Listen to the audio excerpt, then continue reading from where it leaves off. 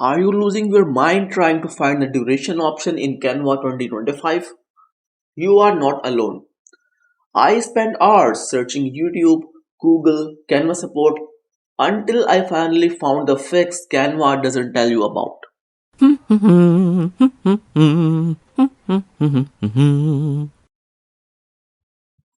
Assalamu alaikum and welcome back to the channel.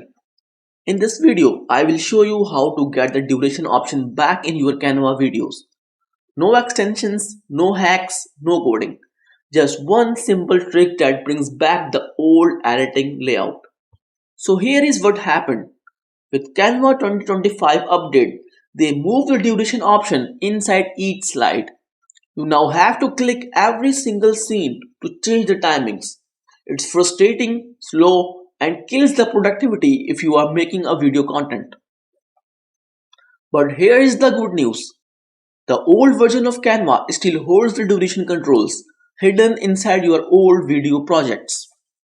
All you need to do is open one of your previous Canva projects. Like here I am opening a 2 months old project. Here we can see the duration option.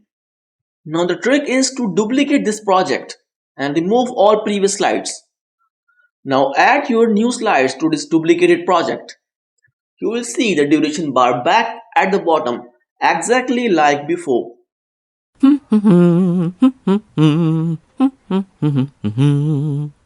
Now you can edit timing smoothly again without opening every single slide.